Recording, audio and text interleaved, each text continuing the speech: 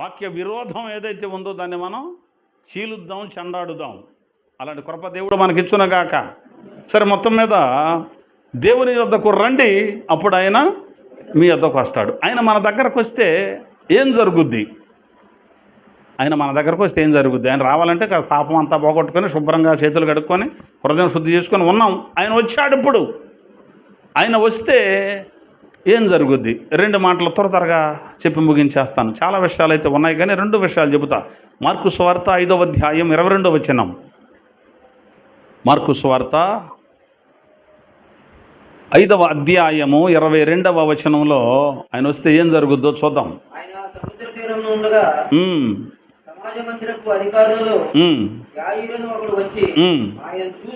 ఆయనను చూచి ఆయన పాదముల మీద పడి, నా చిన్న కుమార్తె సావనై ఉన్నది, అది బాగుపడి బ్రతుకున్నట్లు అది నీవు వచ్చి దాని మీద చేతులు ఉంచాలి అని అది ఆయనను మిగుల బతిమాలు కొన్నాడు. చాలు. ఇక్కడ వ్రాయబడినటువంటి మాట ఏమిటంటే, యాయిరు అనేటువంటి ఒక సమాజ మందిరపు అధికారట, ఆయన యేసు ప్రభు దగ్గరకు వచ్చాడు. ముందు ఆయన వచ్చి ఏం చెప్తున్నాడంటే, అయ్యా, నా కుమార్తె ఒకటి చావనై ఉన్నది, కాబట్టి నువ్వు వచ్చి అది చావకుండా కాపాడాలి అన్నాడు. ఈ యాయిర్ అనే ఆయన దేవుని దగ్గరకు వచ్చాడు. అంటే యేసు ప్రభు దగ్గరకు వచ్చాడు. యేసు ప్రభు దగ్గరకు వస్తే దేవుని దగ్గరకు వచ్చినట్టేగా. ఏమండి, ఏమన్నా డౌటా? అంటే యేసు దేవుడు కాదండి అనేటువంటి వాళ్ళు ఉన్నారు కదా, కొంతమంది అలా అనుకుంటారు. కానీ మనం అలా అనుకోంగా. యేసు దేవుడేగా, ఒక క్లారిటీ ఉందగా. ఎవరైనా మిమ్మల్ని అడిగినా దానికి ఆన్సర్ చేయగలుగుతారుగా. యేసు దేవుడు అని చెప్పడానికి కాదు మనం ఉన్నది. మరి దేనికి ఉన్నాం? రుజువు చేయడానికే ఉన్నాంగా. ఆ సంగతులు ఉన్నాంగా మనం. రైట్. అంటే ఇప్పుడు యాయిరు అనేవాడు దేవుని దగ్గరకు వచ్చాడు. వచ్చి, అయ్యా, మా ఇంటికి రండి, మా అమ్మాయి సాబతుకుల్లో ఉంది, ఆ పాపకి వయసు ఎంత? 12 సంవత్సరాల వయసు అని చెబితే, యేసు ప్రభు పద వెళదాం అని యేసు ప్రభువు కూడా ఆయనతో పాటు ప్రయాణమై వస్తున్నాడు. అమ్మ, యేసయ్య వస్తున్నాడులే అనుకున్నాడు. ఈలోపు ఏం జరిగిందంటే, జనసమూహములు ఆయన మీద పడుసుండిరి అని రాస్తుంది 24వ వచనంలో. ఆయన అతనితో కూడా వెళ్ళెను. బహుజన సమూహము ఆయనను వెంబడించి ఆయన మీద పడుసుండిరి. ఎంత స్పీడ్గా తీసుకెళ్తే అంత బాగుండని కోరుకుంటున్నాడు ఇతను. యేసు ప్రభు ఎంత త్వరగా మా ఇంటికి వచ్చేస్తే అంత మాకు మేలు జరుగుద్ది, మా అమ్మాయి బతుకుద్దని ఈయన ఆతురతగా కంగారుగా ఉంటే ఈ జనం ఒకళ్ళు అడ్డం వచ్చేస్తున్నారు. ఈ జనం అడ్డం వచ్చి యేసయ్య మీద పడిపోతున్నారు. అంటే నడిచేవాడు కుదిరి నడుస్తారా? జనం కిక్కిరిసిపోయి ఉండారు. నూజివీడులో దసరాకి తిరుగుతారు చూడు, ఈడి కాళ్ళు ఆడు, ఆడు కాళ్ళు ఈడు తొక్కుంటా. ఎవడన్నా చెప్పుడిందని ఒంగుంటే ఆడి మీద ఎక్కి తొక్కుతుంటారు, చూశారు? ఒకప్పుడు ఆడ తిరిగేవాడిని నేను కూడా. దసరాకి వెళ్ళి తెల్లవారులు తిరిగి తెల్లారిన తర్వాత ముఖమంతా అలాడేసుకొని కాళ్ళు చేతులన్నీ కూడా ఈడుచుకుంటారు. రోడ్లు ఏమంటే ఉసూరు అనుకుంటే ఇంటికి వచ్చేవాళ్ళం. ఏం పని మీద వెళ్ళేవారు అంటే దసరాకి వెళ్ళారు. ఎందుకు వెళ్ళేవారు అంటే, ఏం లేదు, రోడ్లు ఏమిటి తిరగడానికి. ఏమన్నా ఖాళీ ఉందా? ఖాళీ కూడా లేకుండా ఈడినాడు ఆ నీడు పరదోసుకుంటూ వెళ్తాం. మళ్ళీ అప్పుడే సినిమాకి వెళ్తాం. అక్కడ అటువంటి రద్దీగా, సినిమాలకు వెళ్తే రద్దీగా అటువంటి టికెట్ తెత్తానికి వెళ్ళాడు గుడ్లనే తిరిగి రావటమే బయటికి. ఆడు చొక్కా జరిగింది కూడా చూసుకోడు. ఏం చూసుకుంటే సాధించారంట, నువ్వు కాబట్టి సాధించావు, ఒక ఏళ్ళ అయితే చాలాడు మళ్ళీ వెళ్తే తెస్తాడు కావాలంటే. ఆడు కోరుకునేది అది. అంటే రద్దీగా ఉన్నారు జనం. ఆ రద్దీలో ప్రయాణం సాగుద్దమ్మా. యేసయ్య తొందరగా మా ఇంటికి రావాలని ఆయన కోరుకుంటే జనాలు ఒకటి మీద ఒకటి పడుతున్నారు. ఎందుకు వచ్చారు ఇంతమంది? యేసయ్యని చూద్దామని కొంతమంది, ఆయన చెప్పేది ఏదో విందామని కొంతమంది, ఆకలి అయితే రొట్టెలు ఇస్తాడంట తిందామని కొంతమంది, రోగం నుంచి బాగుపడదామని కొంతమంది, రకరకాలుగా యేసయ్య దగ్గరకు ఎప్పుడు గుంపుగానే వచ్చేస్తుంటారు జనం.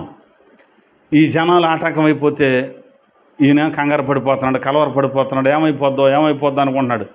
ఈ లోపల 12 ఏళ్ల నుంచి ఒక ఆవిడికి రక్తస్రావ రోగంతో బాధపడుతుంది. చాలామంది డాక్టర్ దగ్గరికి వెళ్ళిందంట, ఆస్తి అంతా అమ్మేసుకుందట, ఆ డబ్బులన్నీ డాక్టర్ల గారికి ఇచ్చిందంట. వాళ్ళు ఏదో మందులు ఇచ్చారు కానీ ఉపయోగం లేదు. రక్తధార కట్ల. యేసు ప్రభు ఆ దారిన వస్తున్నాడన్న సంగతి ఆవిడకి అప్పుడే తెలిసి వెళ్ళి చెబుదాం, ఆయనకి బాగు చేసేస్తాడని బాగానే వచ్చింది ధైర్యంగా. జనాన్ని చూసి భయపడింది. నేను ఆడ మనిషిని కదా, ఇంతమందిలో నోరు పేట చెప్తాను, కానీ చెప్పాలి. తప్పేం కాదు. ఎలా చెప్పాలి అనుకుని ఫోన్లే ఆయన వెళుతున్నాడు కదా, ఎలాగోలాగా ఆయన వెనక్కి వెళ్ళి ఆయన వస్త్రపు చెంగు ముట్టుకుంటే చాలు నేను బాగుపడతానని నమ్ముకుంది. వెళ్ళి అలా ముట్టిందట, ఆమె రక్తధార కట్టింది. వెంటనే ప్రభావం యేసుప్రభులోంచి ఆవిడలోకి వెళ్ళిపోయింది. సరే బాగుపడిపోయింది. యేసుప్రభు వెళ్తున్నాడా, ఆగిపోయాడు. ఈయన తొందరగా మా ఇంటికి రావాలని కోరుకుంటున్నాడు. మనం కూడా చాలాసార్లు యేసయ్య వస్తే బాగుండు, యేసయ్య వస్తే బాగుండు, ఇది మనకున్న సమస్యను బట్టి యేసయ్య రండి, యేసయ్య రండి, యేసయ్య మా ఇంటికి రండి, యేసయ్య మా ఇంటికి రండి. ఆయన దారిలో ఉన్నాడు, వస్తున్నాడు. రెండు విషయాలు ఇక్కడ. ఒకటి, ఆయన ఆలస్యం చేసేది ఎందుకంటే అసలు మనకు ఎంతవరకు ఓర్పు ఉంటుందో చూడాలి. ఆయన వచ్చే వరకు ఆగుతామా లేకపోతే మనం ఇంకేదైనా నిర్ణయం తీసుకుంటామా కూడా ఆయన పరిశీలించాలి. రెండవది, ఆయన అనేకులను బాగు చేయాలి. సరే వస్తున్నాడు, ఆగిపోయి నన్ను ఎవరో ముట్టుకున్నారు అన్నాడు ఈయన. అంతమంది జనంలో పేతురు గారికి కోపం వచ్చేసింది యేసుప్రభు మీద. బోధ కూడా ఏం మాట్లాడుతున్నావయ్యా, జనం ఎంతమంది వస్తున్నారు చూడు, నీ మీద దట్టపడుతున్నారు చూడు, మళ్ళీ ప్రత్యేకించి నన్ను ఎవరో ముట్టుకున్నారు, మళ్ళీ ముట్టుకున్నది కూడా నీ శరీరాన్ని కాదు, నువ్వు వస్త్రాన్ని ముట్టుకుంటేనే నీకు అర్థమైపోయింది. ఎంతమంది మీద పడుతున్నారు కదా, ఎవరని చెబుతావు బాబు. పేతురు నువ్వు ఆగు, నీ ఊరికి కంగారు ఎక్కువ, నువ్వు అక్కడ ఉండు, నన్ను ఎవరో ముట్టారు అంటే ఇప్పుడు వాళ్ళు వచ్చి చెప్పాలి. ఇప్పుడు ఈయన దగ్గరికి ఆవిడకి అర్థమైపోయింది, రక్తధార కట్టిపోయినట్టుగా. ప్రభు ఎదురుకొచ్చింది. ప్రభు అని తన సంగతి అంతా చెప్పేసింది. అప్పుడు ఆయన విశ్వాసం నిన్ను బాగు చేసిందమ్మా, నువ్వు సమాధానం గలదాని వైపో అని చెప్పి యాయిరు వెళ్దామా మీ ఇంటికి అన్నాడు. వెళ్దాం 15 అడుగులు వేసేసరికి యాయిరింటి దగ్గర నుంచి వచ్చారు కొంతమంది. వాళ్ళు వచ్చి వాళ్ళకు వార్త చెప్పారు. మళ్ళీ అయ్యా బోధకుడిని బాధ పెట్టొద్దు, మీ అమ్మాయి చచ్చిపోయింది. బోధకుడిని బాధ పెట్టొద్దు, మీ అమ్మాయి చచ్చిపోయింది. మళ్ళీ ఆ వార్త తిన్నాడు. వెంటనే ప్రభుల వారు అక్కడ ఏమంటాడంటే, భయపడకుము, నమ్మిక మాత్రము ఉంచు, దేవునికి మహిమ కలుగునగాక. యేసయ్య మన ఇంటికి వస్తున్నాడు, మనం ఆయన దగ్గరకు వెళ్ళాం కనుక ఆయన మన దగ్గరకు వస్తున్నాడు అంటేనే బోలుడు ఆటంకాలు మధ్యలో వస్తూ ఉంటాయి.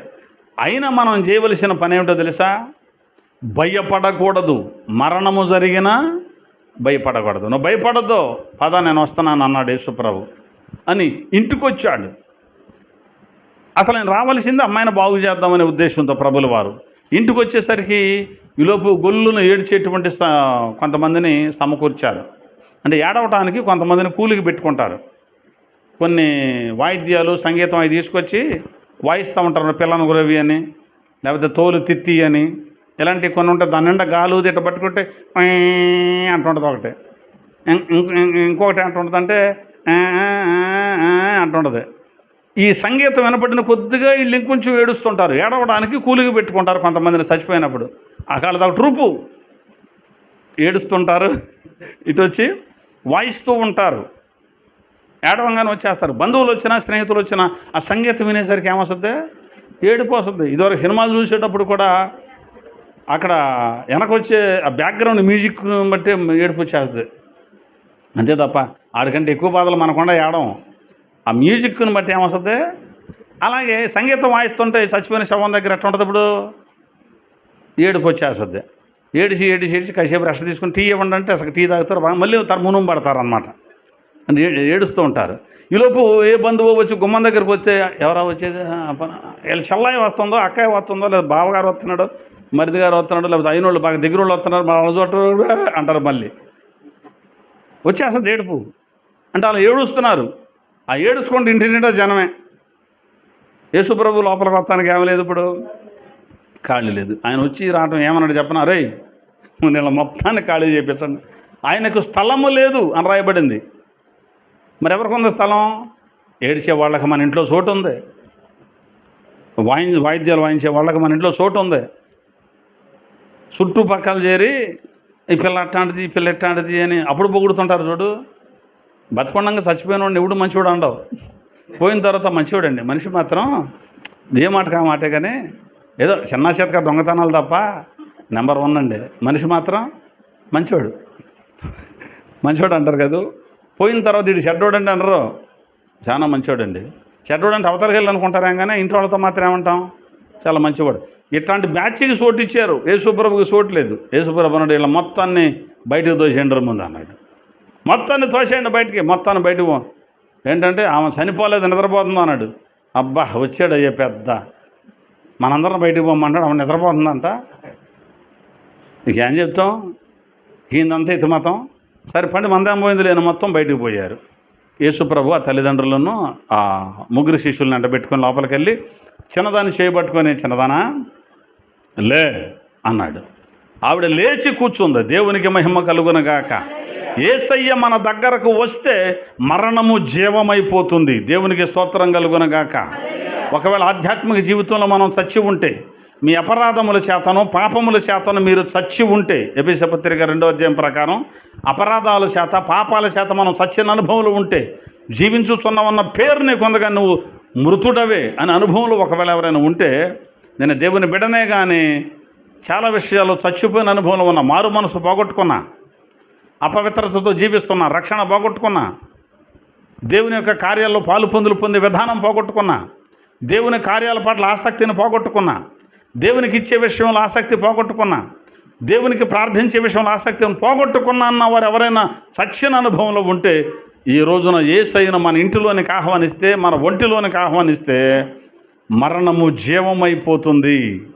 చచ్చిన అనుభవం నుంచి మనం బ్రతికిన అనుభవంలోనికి వస్తాం. మరలా ప్రార్థన ప్రారంభించగలం, మరలా మారు మనసును కాపాడుకోగలం, మరలా పోగొట్టుకున్న రక్షణ సంపాదించుకోగలం, మరలా పోగొట్టుకున్న పరిచర్య మరలా చేయగలం, మరలా దేవుని కార్యాల కోసం మరలా ఖర్చు పెట్టగలం. ఇవన్నీ మరలా మనం తిరిగి చేయాలి అంటే చచ్చిన అనుభవం నుంచి బయటకు రావాలి. అలా చచ్చిన వాళ్ళం బ్రతకాలి అంటే మనం యేసయ్యను మన ఇంట్లోనికి చేర్చుకోవాలి. యేసయ్య వస్తే మరణం జీవం అవుతుంది. అదే గుర్తు, ఆ ఒక్కటే గుర్తు. చచ్చినోడికి బతుకునోడికి తేడా తెలియదా మనకే? తెలుసా? మీరు గుర్తుపట్టగలరా? ఇతడు చచ్చిపోయాడండి, ఇతడు జీవించి ఉన్నాడండి అంటే గుర్తు తెలుసా మనకే? చచ్చిపోయినాడు కదలకుండా పడుకుని అట్టే ఉంటాడు ఎన్ని రోజులైనా. బతుకునోడు ఏం చేస్తాడంటే, ఒకళ్ళు నిద్రపోతున్నాడు కనపడినా అప్పుడప్పుడు ఏగవాలనా ఇట్ట అనుకుంటాడు, ఇట్ట అంటాడు, అట్ట అంటాడు, కాసేపు ఇటు కాసేపు అటు డొల్లుతుంటాడు. గాఢ నిద్రలోకి వెళ్ళినా, ఏ నిద్రలోకి వెళ్ళినా సరే, నువ్వు ఎట్టట కొట్టేవనుకో, నీళ్ళు ఎట్ట జిమ్మేవనుకో, కదలకుంటుందా? ఉండదా? నిద్రపోయాడు మీద కదలకుంటుంది అంటే బతికే ఉన్నాడు, ఏదో నిద్రలో ఉన్నాడు అంతే. కాబట్టి ఇక్కడ సత్యన అనుభవంలో ఉన్న వాళ్ళు లేపగలిగిన దేవుడు, ఏదో నిద్రావస్థలో ఉన్నావేమో, ఏదో కొంచెం అశ్రద్ధగా ఉన్నావేమో ఉంటే, మందిరమా చూద్దాంలే కానీ చావాలి ఇంకా, అమ్మో దేవుడు అనే భయం లోపల ఉంది కానీ ఇంకా పవిత్రంగా బతకలేకపోతున్నావు అంటే సచ్చినోడు కంటే నిద్రపోయినోడు మెరుగేగా అంటే మెరుగేగా. దేవుని పని ఎక్కడి నుంచి అన్నాం చేయలేకపోతున్నాం, సాగలేకపోతున్నాం. ఇక రేపటి నుంచి ఇక గ్యారంటీ అన్నాం, సాగలేకపోతున్నాం. అంటే బ్రతికే ఉన్నావు కానీ నిద్రపోతున్నాం. పూర్తిగా చావల, పూర్తిగా చచ్చినోడే బతికించగలిగిన వాడు యేసయ్య. మరి అలాంటిది కాస్త అటు ఇటు బూగిల్లో అసలు అటు ఇటు బూగవాడిని లేపటం గొప్పేగా. నువ్వు నేనేం లేపేయచ్చు నిద్రపోయేవాడిని కదా. రాయ్ లేరా అన్నాం అనుకో లేస్తాడు, లేకపోతే కాస్త నీళ్లు మేజ్యమేమంటే వాడు లేస్తాడు. చచ్చినోడిని లేపాలంటే మనం కాదు, ఎవరు కావాలి? యేసయ్య కావాలి. కాబట్టి చచ్చిన అనుభవంలో ఉన్న వాళ్ళైనా, అటు ఇటు నిద్రావస్థలో ఉన్న వాళ్ళైనా తిరిగి బ్రతకాలి అంటే యేసయ్య మన ఇంట్లో ఉండాలి. అంటే మనలో ఉండాలి, మనలో నివాసము చేయాలి. కాబట్టి యేసయ్య మన ఇంటికి వస్తే మనకేమిటి లాభం? మరణము జీవమైపోద్దే. ఇది రెండవ మాట మీకు చూపిస్తాను, చూద్దాం. లూకా సువార్త 15వ అధ్యాయం, లూకా సువార్త 15వ అధ్యాయం 24వ వచనం. ఈయన కుమారుడు చనిపోయి మరలా బ్రతికెను, తప్పిపోయి దొరికెను అని చెప్పాను. చాలు. ఇక్కడ ఒక తండ్రి తన కుమారుని గురించి మాట్లాడుతున్న సందర్భం ఇది. దీన్ని చెప్పి నేను ముగించేస్తాను. దీనిలోనే రాకడ వర్తమానం కూడా ఉంది, ఇక దానికి సమయం ఉండదు. ఒక తండ్రి, అతనికి 2 కుమారులు ఉన్నారు. తండ్రికి 2 కొడుకులు ఉన్నారు. ఒకడు పెద్దవాడు, ఇంకొకడు చిన్నవాడు. వీళ్ళిద్దరూ తండ్రి దగ్గరే ఉన్నారు. ఓ రోజున చిన్నవాడు తండ్రి దగ్గరికి వచ్చి అన్నాడు, నాన్న నాకు రావాల్సిన ఆస్తి ఏదో ఉంది కదా, దాన్ని నాకు పంచేయి, నా ఆస్తి నాకు పంచిచ్చేయి అన్నాడు. ఎందుకంటే నా బతికేది నేను బతకాలి ఎక్కడి నుంచి, ఇక ఎన్నాళ్ళని నా ఆస్తి నాకు లేకుండా ఉండాలి, నాది నాకు పంచమన్నాడు. అడిగింది చిన్న కుమారుడా పెద్ద కుమారుడా?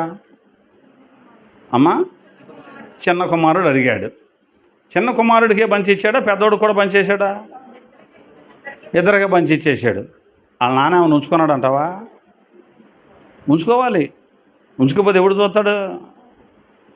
తండ్రిది తండ్రికే ఉంటుంది, తర్వాత మిగిలింది పిల్లలకే. వాళ్ళు నేను పోయిన తర్వాత నన్ను ఎవడు చూస్తాడో ఆడికే అంటున్నారు. అప్పుడు తదనంతరం అంటారు. పోయిన తర్వాత ఆస్తి అని రాసిస్తుంటే ఇప్పుడు ఏమవుతుందో తెలుసా? వీడు పోయేదాకా ఈ ఆస్తి వచ్చేదట్లేదు కాబట్టి ఈ రాత్రి వీడికి స్పాట్ పెడితే రేపు ఈ ఆస్తి ఎవరిదే? నాదే అనుకుంటున్నారు పిల్లలు, తెలుసా? నా తదనంతరం మా అబ్బాయి కానీ రాసావనుకో రేపు లేపేస్తాడు నిన్ను. ఏంటంటే పొద్దున్నే వచ్చి చూసా లేపాను అన్నాడు, టీ తాగుతామంటే అన్నాడు, ఒక తేడాగా ఉందరా అన్నాడు. నేను లోపలికి వెళ్ళేసిపోయి చచ్చిపోయాడు నా అబద్ధం కూడా వెళ్తాడు. మళ్ళీ అట్టున్నారు ఇప్పుడు పరిస్థితి. వాళ్ళిద్దరికి ఆస్తులు పంచి ఇచ్చేస్తే చిన్నోడు మూటా ముళ్ళు కట్టుకున్నాడు, ఆస్తి అంతా తీసుకున్నాడు. ఎక్కడికి పోయాడు? ఏ దేశం వెళ్ళాడమ్మా? దూరదేశం పోయాడు. దూరదేశం అంటే బైబిల్లో దూరదేశానికి ఒక ఇది ఉంది, సరే అటు వదిలేద్దాం. అక్కడికి వెళ్ళిన తర్వాత అతడు ఏం చేశాడు? తన ఆస్తిని పెంచుకుందాం అనుకుని ఏం చేశాడంటే వ్యాపారం చేయటం మొదలుపెట్టాడు. వ్యాపారం ఏ వ్యాపారం చేశాడంటే దుర్వ్యాపారం చేశాడు. దుర్వ్యాపారం అంటే ఏమిటో అక్కడ రాసి ఉంటుంది. తన ఆస్తిని అతడు ఎలా పాడు చేశాడు అంటే 30వ వచనంలో, అయితే నీ ఆస్తిని వేశ్యలతో తినివేసిన ఈనీ కుమారుడు అన్నాడు. ఎవరితో తినేశాడట? ఆస్తిని వేశ్యలతో తినివేసేశాడు. తాగటం, తినటం, వేశ్యలతో తిరగడం. కొంతమంది స్నేహితుల్ని వెంట పెట్టుకున్నాడు, కొంతమందిని కలుపుకొని జేబులో డబ్బులు ఉన్నాయిగా, రేపటి పరిస్థితి ఏంటనేది తనకు తెలియట్లేదు. తండ్రిని విడిచిపెట్టి వెళ్ళిపోయాడు. తండ్రి యొద్ద నుంచి ఏ దేశం వెళ్ళాడు? మళ్ళీ ఇక తండ్రి దగ్గరికి రాకూడదు, తండ్రి వచ్చినా నేను కనపడకూడదు అనుకొని తండ్రికి దూరం అయిపోయి వెళ్ళిపోయాడు. ఆడికెళ్ళి ఆస్తి వేశ్యలతో తినటం మొదలేశాడు. అసలు వారానికి సరిపడా ప్రోగ్రాం ముందే సెట్ అయిపోతుంది. ఈ స్నేహితులు వీళ్ళందరూ కలిసి ఏదో హోటల్ అద్దెకు తీసుకోవటం, ఒక రూమ్ తీసుకోవటం, అక్కడ ఉంటాం. రేపు ఎక్కడికి రా? రేపు పలానా చోటకి. ఎల్లుండి ఎక్కడికి రా? పలానా చోటకే. రై రై రై రై అని తిరగటమే.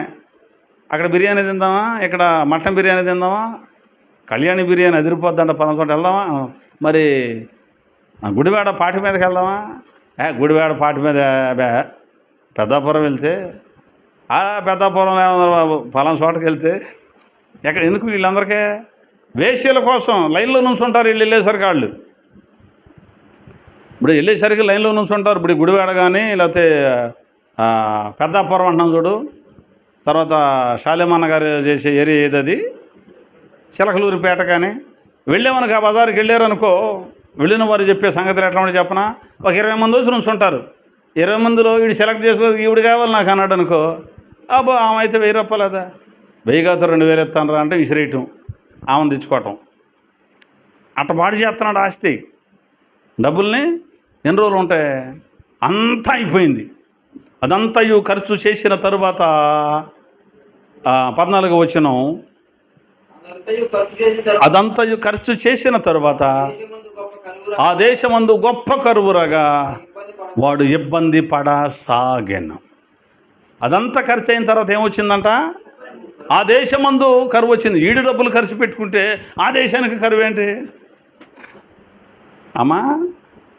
డబ్బులు ఖర్చు పెట్టుకున్నదే ఈడు, ఆ దేశానికే కరువు వచ్చిందా? అక్కడ ఏంటంటే ఆ దేశమందు గొప్ప కరువు రాగా అంటే ఆ దేశమందు గొప్ప కరువు వీడికే వచ్చింది. ఆ దేశంలో కరువు వీడికి వచ్చింది, వీడికే, దేశానికి కాదు. ఆ దేశంలో వీడికి ఎక్కడికి వెళ్ళినా బోబెట్టోడు లేడు, టిఫిన్ పెట్టోడు లేడు, మనుషులు తాగుతావా అనేవాడు లేడు. ఒక్కడ కూడా అందరూ పోయారు. ఆ దేశమందు గొప్ప కరువు వచ్చింది ఎవడికి? వీడికే, దేశానికి కాదు. అది గుర్తుపెట్టుకోవాలి. అవునా కదా?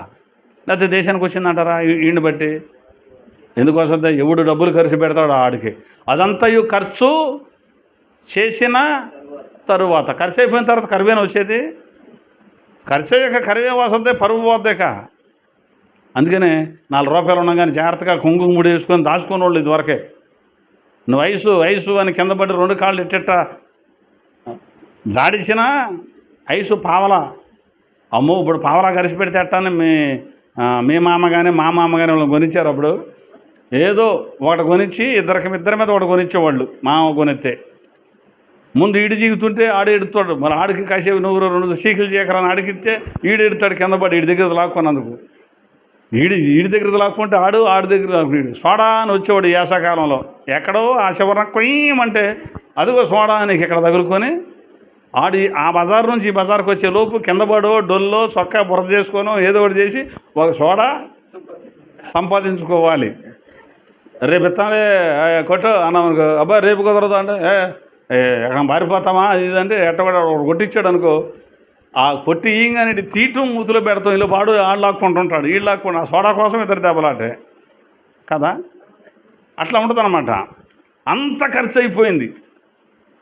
ఆ దేశమందు ఏ కరువు వచ్చిందండి? అది కరువులో కూడా గొప్పది ఉంటుందా? గొప్ప కరువు అంటే చిన్న చెత్తకనుకో ఎవడో కూడా ఎగిలి మెతుకులు బారే ఫంక్షన్ జరుగుతుంటే అక్కడికి ఏరుకుని తినవచ్చు. అవి కూడా లేవు. ఇప్పుడు ఏం చేస్తున్నారంటే అయ్యో ఏదో బండ్లు వేసి తీసుకెళ్ళి ఎక్కడో బారేస్తున్నారు. కుక్కలు కూడా దొరకకుండా మొక్కలు మడతేసి ఎక్కడ పెడుతున్నారు? ఇప్పుడు ట్రక్కులో బారేస్తున్నారు. ఆ ట్రక్కుని ఎక్కడెత్తారు కుక్కనే, దానికి కూడా దొరకని ఇట్లా ఆ టైపులో ఉందన్నమాట. అక్కడ గొప్ప కరువు వచ్చేసింది. ఏం చేయాలి తెలవట్లేదు. అప్పుడు అతడు ఏం పడసాగాడట? ఇబ్బంది. చాలా ఇబ్బందిగా ఉందండి ఇంట్లో అంటున్నాం కదా, అందరం సహజంగా అంటాం కదా. ఎందుకు ఇబ్బంది?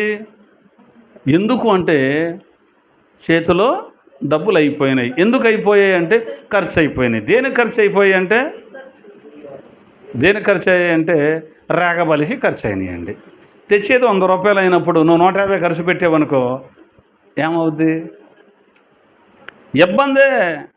వచ్చింది నీకు 100 రూపాయలు అనుకో, 60-70 రూపాయలు ఇచ్చలబెట్టి ఖర్చు పెట్టి 30 రూపాయలు అవతల పారేసామనుకో, అంటే పారేటువంటి దాచుకున్నావు అనుకో, రేపు ఇబ్బంది వచ్చినప్పుడు ఆ 30 రూపాయల్లో 10 రూపాయలు తీసి ఖర్చు పెట్టుకో. ఇబ్బంది ఎప్పుడు ఉండదుగా. ఆ ఇబ్బంది 4 రోజులు వెనకేసి నీకు ఉపయోగపడతాయి. అంతేనా? కాబట్టి ఉపయోగం లేని ఖర్చు పెట్టి మొత్తం పాడు చేసేసాడు. తండ్రి దగ్గరే ఉన్నాడా? తండ్రి దగ్గర ఉండే ఖర్చు పెడుతున్నాడా? తండ్రి ఏమన్నా ఏమైపోయాడో, నా చిన్న కుమారుడు నేను అంతగా ప్రేమించాను, చిన్నోడు అసలు అలుగుతాడు రాయ్ అనగానే ఆనందం తింటామనేస్తాడు. నువ్వు తింటావు, నేను తిన్నాను ఇంటే కూర్చుంటాడు. ఏదన్నా చెప్పాలన్నా కానీ ఒక ఏడతమే తప్ప ఉండదు. అసలే పాపం చిన్నపిల్లాడు, ఆకలికి అసలు ఆగలేడు. ఎక్కడున్నాడు చూసొద్దామని తండ్రి మనుషులను మాట్లాడుకొని బండి ఒకటి కట్టించుకొని బయలుదేరాడా?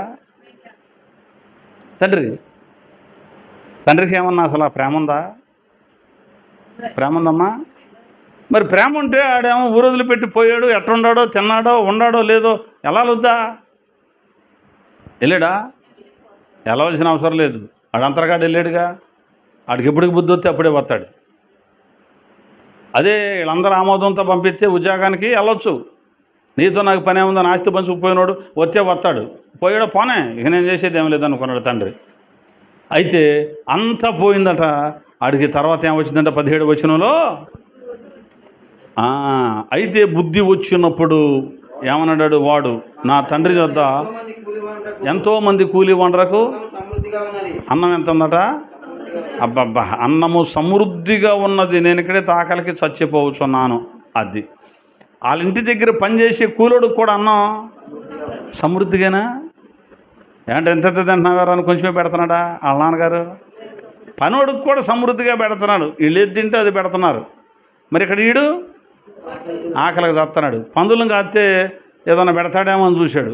పందులు తినే పొట్టు అన్న తింటే బాగుంటుందేమో అని అనిపించింది, కానీ అవకాశం లేదు. అంత దౌర్భాగ్య స్థితిలోకి వచ్చినప్పుడు ఏం చేశాడంటే ఒకసారి వెనక్కి తిరిగి ఆలోచించుకున్నాడు. మా నాన్న దగ్గర అయితే పనోళ్ళు ఉన్నారు, చాలా భోజనం ఉంది, అక్కడికి వెళ్తే నాకు దొరుకుతుంది కదా, తండ్రి యొద్దకు వెళదాం అనుకున్నాడు. దేవుని యొద్దకు రండి బైబిల్ చెబుతోంది. దేవుని యొద్దకు రండి, మనమే రావాలి. ఎందుకంటే ఆయన మనకు తండ్రే. మనమే వద్దనుకుని దూరం అయ్యాం. అయినా ఆయన మన కోసం తన చేతులు చాపి ఎదురు చూస్తున్నాడు. వెళదాం అనుకున్నాడు. వెళ్ళి ఏం చేద్దాం అనుకున్నాడు? 18వ వచనంలో, నేను లేచి నా తండ్రి యొద్దకు వెళ్ళి, తండ్రి, నేను పరలోకమునకు విరోధముగాను నీ ఎదుట పాపము చేసి తిని, ఇక మీదట నీ కుమారుడనని అనిపించుకున్నట్టుకు యోగ్యుడను కాను, నీ కూలీలలో ఒకళ్ళగా చేర్చుకో చెప్పుదాం అనుకున్నాడు. అనుకొని ఇక లేచి బయలుదేరి వాళ్ళ నాన్న దగ్గరికి వస్తున్నాడు. వెళ్ళేటప్పుడు ఎలా వెళ్ళాడో తెలుసా? సూటు, బూటు, టక్కు, గిక్కు, కళ్ళజోడు, చెప్పుల జోడు, అన్ని రకాలుగా ఉంగరం, బంగారం, బ్యాగు, గీగ్గు, బట్టలు, గిట్లో, కారు మాట్లాడాడు. ప్యాట్ మాట కారు ఇంటి ముందుకు వచ్చి ఆగింది. బుక్ చేశాడు కారుని. ఈ మొత్తం దాంట్లో చదువుకున్నాడు. అసలు ఎక్కాడు, మహారాజులా ఉన్నాడు. అయిపోయింది, మొత్తం పోగొట్టేసుకున్నాడు. ఇప్పుడు వస్తున్నాడు. ఎలా ఉన్నాడు తెలుసా? సొక్కాయి చిరిగిపోయి పేలికిలు ఎలాడుతుంది. ప్యాంట్ ఎక్కడిదక్కడ ఊడిపోయింది. మన సెంటర్లో మనోడు ఉన్నాడు చూడు, మనోడే కాదు మెరుగు, 2-3 జతలన్నా ఉండే మీద. ఒక ప్యాంటు సొక్కాయే కాదు, ప్యాంటు మీద ప్యాంటు, సొక్క మీద 2 సొక్కాయలు ఉంటాయి చూడు, మనోడికే మెరుగు. ఎక్కడిదక్కడ అయిపోయింది, జుట్టు పెరిగిపోయింది. మన రఘుదేవిలాగా ఈ వెంట్రుకలను చింతకాయలు కట్టినాయి. కత్తిరేవుడు వేస్తాడు వీడికి. వెంట్రుకలు పెరిగినాయి, జుట్టు పెరిగింది, గడ్డం పెరిగిపోయింది, బక్క చిక్కిపోయాడు. స్నానం చేయడానికి కూడా నీళ్లు దొరకలేదు. సొక్కాయ చిరిగిపోయింది, ఉంగరం బాగొట్టుకున్నాడు, చెప్పులు బాగొట్టుకున్నాడు, అన్నీ బాగొట్టుకొని తండ్రి దగ్గరికి వెళదాం అనుకున్నాడు. ఎందుకు? మా నాన్న దగ్గరికి వెళ్తే ఏమన్నా అన్నం పెడతాడు, నీ కొడుకులాగా రాని ఇంట్లోకి, మరి ఎట్ట వస్తానయ్యా కూలోళ్ళల్లో ఒకటిగా పెట్టుకుంటే అని తండ్రి దగ్గరకు వస్తున్నాడు. తండ్రి పైన కూర్చొని అట్లా చూస్తున్నాడు దూరంగా. ఎవడో వస్తున్నాడు, గాలి దుమ్ము కొట్టుకొచ్చి రాంబొందులాగా ఉన్నాడు, రెక్కలు ఊడిపోయిన రాంబొందులాగా ఇట్ట అనుకుంటూ వస్తున్నాడు. ఆయమన్నా సొక్కా లేదు, ఆయమన్నా ప్యాంటు లేదు, చెప్పులు ఓడగొట్టుకొని ఉసూరు అనుకుంటూ వస్తుంటే తండ్రి గుర్తుపట్టాడట దూరం నుంచే చూసి. సూటు బూట్ వేసుకొని వస్తేనే గుర్తుపడతామా కొడుకుని? అంత దూరంలో చూసి వచ్చేది మా నాన్న అని చెప్పగలుగుతామా? అడిదిరిగి ఉండా కానీ వచ్చేది మా అబ్బాయి అని చెప్పగలుగుతామా? అడిదిరిగి నడుస్తున్నా కానీ ఎటు నడిచినా తండ్రికి గుర్తేగా. చూశాడు, దూరం నుంచి చూశాడు తండ్రి. ఎక్కడికి వస్తున్నాడు కుమారుడు? తండ్రి దగ్గరకు వస్తున్నాడు. సార్ రానే ఏం చెప్తాడో చూద్దాం అని బిగదీసి కూర్చున్నాడు అనమాట తండ్రి. తండ్రి ఏం చేశాడంటే అది అక్కడ చూడండి ఎంత. వాడు ఇంకా దూరముగా ఉన్నప్పుడు తండ్రి వానిని చూచి కనికర్రపడి, చాలు, కనికర్రపడి వాని మెడ మీద పడి ముద్దు పెట్టుకుని పరుగెత్తి అన్నాడా? పరుగెత్తిన తండ్రి అనే ఒక అంశంలో ఈ విషయాలు ఇంకా చాలా చక్కగా మాట్లాడుకున్నాం మనం. తండ్రి నడుచుకుంటూ వెళ్ళాడా? తండ్రి కుమారుడి దగ్గరకు నడుస్తూ వెళ్ళాడా? పరిగెత్తి. ఎందుకని అంత పరిగెత్తాడు? అసలు డ్యాన్ చెప్తాడు ఎనాలుగా ముందు వచ్చిన తప్పేమన్నా ఒప్పుకున్నాడా? ఒప్పుకున్నాడులే, తర్వాత ఒప్పుకున్నాడులే దగ్గరకు వచ్చాక. అంటే తండ్రి ఎలాంటి వాడు తెలుసా? తండ్రి దగ్గరకు కుమారులమైన మనం వెళ్ళడానికి మనసు త్రిప్పుకొని ఒక్క అడుగు దేవుని కోసం వేస్తే దేవుడు ఒక అడుగు కాదు, ఎలా వస్తాడు మన దగ్గరకే? పరిగెత్తుకుంటూ వస్తాడు అనడానికి ఇది యేసుక్రీస్తు ప్రభుల వారు చెప్పారు. యేసయ్య నీ దగ్గరకు పరిగెత్తుకు రావాలని ఎదురు చూస్తున్నాడు. అక్కడే చూస్తున్నాడు. ఇంకా అక్కడక్కడే తిరుగుతున్నావు. నీ దరిద్రం ఏదో నువ్వు అనిపిస్తున్నావు, నీ బాధ ఏదో నువ్వు అనిపిస్తున్నావు, నీ తెప్పలేదు నువ్వు పడుతున్నావు, మళ్ళీ పైపెచ్చు తండ్రిని తిడుతున్నావు. ఏం చేశాడు దేవుడు నాకని? వస్తాడా దేవుడు? దేవుడు మన యొద్దకు రావాలి అంటే మన ముందు ఆయన దగ్గరకు రావాలి. అయ్యా నేను పాపిని, నేను పాపం చేశానన్న మనస్సు మనకు కలగాలి. మనకేం రావాలి? బుద్ధి రావాలి. ఎప్పుడైతే మనకు బుద్ధి వస్తుందో అప్పుడు తండ్రి దగ్గరకు మనం రావడానికి ప్రయత్నం చేస్తాం. మనం కూడా ఇవాళ యేసయ్యా నీ కోసం బ్రతుకుతానయ్యా, నేను కూడా నీ వాక్యం ప్రకారం ఉంటానయ్యా అని దేవుని వైపు తిరిగి 2 అడుగులై పరలోకంలో ఉన్న దేవుడు ఒక్క సెకండ్లో నీ దగ్గరకు వచ్చేస్తాడు. దేవునికి మహిమ కలుగునగాక. ఆయన వచ్చాడు. ఆయన వచ్చేప్పటికి ఇంక చెప్తున్నాడు, అయ్యా నేను పరలోకానికి విరోధంగా నీ ఎదుట పాపం చేసిన. అరే ఇక నువ్వు చెప్పనవసరంలా. ఎందుకు? సమయం చేసి ఇచ్చుకోవాల్సిన అవసరం లేదు. నీ మనసు మారిపోయింది. నువ్వు నా వైపు అడుగులేసావు, నా దగ్గరకు నువ్వు వస్తున్నావు అంటేనే దాని అర్థం ఏంటి? అదంతా వ్యర్థం. నేను అనవసరంగా నిన్ను అపార్థం చేసుకొని నీకు దూరం అయిపోయాను అని చెప్పడమే దాని అర్థం. తిరిగి వస్తున్నాడంటేనే సగం చచ్చిపోయాడని, సగమే కాదు పూర్తిగా చచ్చిపోయాడు, ఇక నేనే ఆధారం అని నీకు అర్థమైపోయిందని తండ్రికి తెలుసు కనుక పరిగెత్తుకుంటూ వెళ్ళాడట, కనికరపడ్డాడట, కవుగులించుకొని మెడ మీద పడి ఏం పెట్టాడు? మెడకాయ శుభ్రంగా ఉందా? తండ్రికాయ ఏమైనా ఉంటాయా? నువ్వు శుభ్రంగా ఉన్నావా లేదా అని కాదు, శుభ్రంగా ఉన్నావా లేదా అని కాదు, నువ్వు ఎలా ఉన్నా కానీ యేసయ్యకి ఇష్టం నిన్ను దగ్గరికి పిలుచుకుంటాడు. నువ్వు ఆయన వైపు తిరిగి చూడండి, రాత్రి ఒకసారి లేకపోతే ఈరోజు ఒకసారి ప్రయత్నం చేసి చూడండి. యేసు ప్రభులు వారు నీ దగ్గరకు రాకపోతే అప్పుడు అడుగు. వచ్చిన తర్వాత అయ్యా నాకు ఆహారం కావాలయ్యా అని నువ్వు అడగాల. అయ్యా నాకు చొక్కా లేదు, ఒక చొక్కా కుట్టిస్తావా నాన్న నువ్వు అడగాల. అడగాల. చొక్కా కుట్టించయ్యా, చెప్పులు లేవయ్యా అని అడగాల. అసలు దేవుడి దగ్గరికి వస్తే నువ్వు అడిగే పనే ఉంది. అసలు నువ్వు ఆయన దగ్గరకు వస్తే నువ్వు అడగవలసిన అవసరం లేదు. నీకు కావలసిన అక్కర తీరుస్తాడు. దేవునికి మహిమ కలుగున గాక. అందుకే దేవుని యొద్దకు రండి, అప్పుడు ఆయన మీ యొద్దకు వస్తాడు. ఆయన మీ యొద్దకు వస్తే నీ ప్రతి అవసరము తీర్చబడుతుంది, దీంట్లో అనుమానం లేదు. ఆయన దగ్గర నువ్వు ఉన్నావు కాబట్టి ఆయన ఏమన్నా బలహీనుడా? ఆయన ఏమన్నా పేదవాడా? ఆయన ధనవంతుడు, ఆయన ఐశ్వర్యవంతుడు. ఐశ్వర్యవంతుని కుమారుడువి, కుమార్తెవు నువ్వు. నాకు అది లేదు ఇది లేదు నువ్వు బాధపడతావేంటి? దేనికోసం మీరు చింతించొద్దని బైబిల్ చెబుతుంది. ఆయన నీ దగ్గరకు వస్తే అన్నీ నీతో ఉండట్టే. కృపాక్షేమములు నీ వెంట వస్తాయి.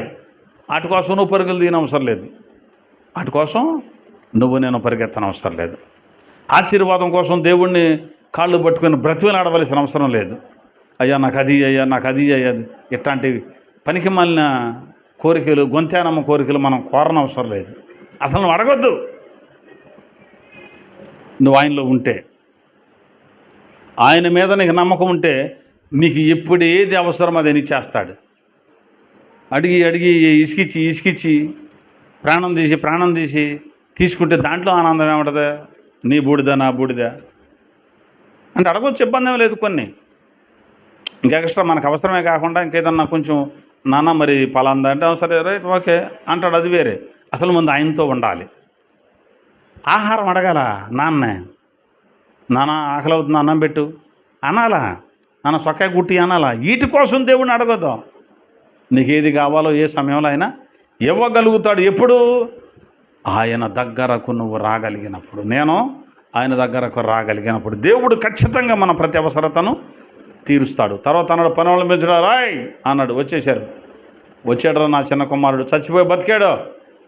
ఇమ్మీడియట్లుగా స్నానం చేయించండి, తల కత్తిరేయించండి, అతడు వస్త్రాలు మార్చండి, విందు ఏర్పాటు చేయండి, అదిగో మేకపోతుల్ని, అదిగో ఎడ్లను వధించండి, ఆ ఊరు నుంచి పలానా వంట వాళ్ళని పిలవండి, బాగా వండుతారు అని వాళ్ళతో వంటలు వండి చేస్తున్నాడు. భజంత్రీలు ఎక్కడ ఉన్నారు? పలానా చోట ఉన్నారు, పిలవండి అన్నారు. వాళ్ళు కూడా వచ్చారు. అయ్యా ఈ రోజున మా ఇంట్లో మీరు వాయిద్యాలు వాయించాలి. అయ్యా మరి 10,000 అవుతుంది, 20,000 తీసుకో. అయ్యా ఏదో అన్నారయ్యా, వినపడలేదా? 20,000 తీసుకో. అట్టగే బాబు అన్నాడు. మొత్తాన్ని ఫోన్ చేశారు, రప్పించారు, భజంత్రీలు వచ్చేసారు, వంటకాళ్ళు వచ్చేసారు, టెంట్ వాళ్ళు వచ్చేసారు, కుర్చీలు పరిచేశారు, ఈయనకి కత్తిరేసారు, స్నానం చేశారు, మంచి వస్త్రాలు తొడిగించారు, సింహాసనం తెప్పించాడు, స్టేజ్ చేశాడు, రౌండ్ టెంట్ వేసాడు, దాని మీద కూర్చోబెట్టాడు. పోయిన బొంగరం మళ్ళీ వచ్చింది, పోయిన చెప్పులు మళ్ళీ వచ్చాయి, పోయిన వస్త్రాలు మళ్ళీ వచ్చాయి. నానా ఆర్భాటంగా అతనిని ఒక రాజులాగా దేవుడు ట్రీట్ చేశాడు. మన స్థానం అదండి, ఇది గుర్తుపడితే చాలు. మన స్థానం ఏమిటి?